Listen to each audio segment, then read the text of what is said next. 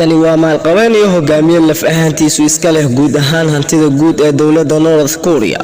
Kim Jong Un waa mid ka mid ah kaliya taliyaasha adduunka ugu caansan ka oo hogaamiye dalku hubaysan quwadda nukliyeerka. 2012 ayuu daayarkani la wareegay hogaanka dalkan goortaas uu geeriyooday aabihiis waxaanu hogaamintiisa tii dhaxad uga dhigay gacan bir ah oo ku maamulay dalkan. ninkani waxa uu dalkan hanti wadaaga ku hogaamiyay si qarsoon si taas la mid ah noloshiisa wax badan lagama oga xitaa maalintiisa dhalashada ayaan la ogeyn oo da'diisu waxa lagu qiyaasaa 37 ilaa 38 jir. hase yeeshee muuqaalkan uga hadli mayno taariikh nololeedkiisa oo idil waxaynu kaliya diiradu ku saaraynaa bandhigga waxyaabaad u khaas ah noloshiisa. xadiga lacagta uu qarash gareeyo sanadkii guud ahaan wax soo saarka lacageed ee dalkan ninkan gacantiisa ayuu ku jiraa taas oo sahlaysa inuu qarash gareeyo intii uu doono sanadkii. Kim Jong Un waxa uu sanadkii noloshiisa ay tan qoyskiisa ku dabiraan lacag lagu qiyaasay $600 milyan. lacagtaasi oo ka turjumaysa hab nololeedka sare ee isaga iyo qoyskiisa uga nool yihiin dalkan dhaqaale ahaan faqriga ah. taageeradiisa kubadda kolayga yaraantiisa maruu ku jiray school boarding oo uu ku yaalo dalka Switzerland halka oo sidoo kale hooyadiisu uga xanuunsanaysay cudurka kansarka ayuu fursad u helay inuu la qabsado ciyaaraha sida weyn looga tixgeliyo galbeedka ee kubadda kolayga iyo iskiinka ciyaarta loo yaqaano waxaana jecelka uu qaaday tartamadan ciyaareed sababeen inuu cilaaqaad la yeesho ciyaartoy waaweyn oo kubadda kolayga kuwaas oo ay ka mid yihiin Michael Jordan iyo Dennis Rodman ayay saaxiib khaas yihiin waxaanu socdaa 2 maalmood mar ugu tagay Kim gudaha dalka North Korea.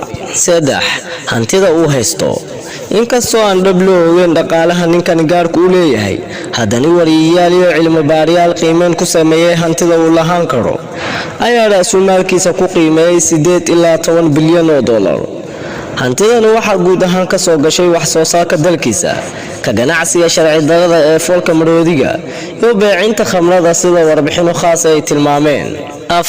suuligii uu la safray dalka Singapore dhacdo adduunka ka yaabisay ay ahayd maqalka suuliga la qaadan karo ee Kim Jong Un ula safray dalka Singapore halka oo 2018 kulan taariikhi ah kula lahaa madaxweynihii hore ee dalka Mareykanka Donald Trump. Kim Jong Un ma jiro dal uu amnigiisa ku aamino aan ka ahayn dalka China ee uu xulafada loo leeyahay.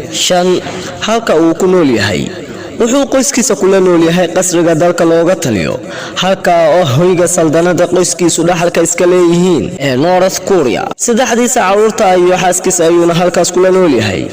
qasrigan waxa loogu yeeraa guriga xafladaha iyo raaxada waxaana uu ku yaalaa buur dusheeda ee gudaha magaalada Pyongyang waana dhismaha loo qurxiyay ka oo gudihiisa lagu camiray beero cajiib ah gawaari qaali ah iyo jidad heer sare ah.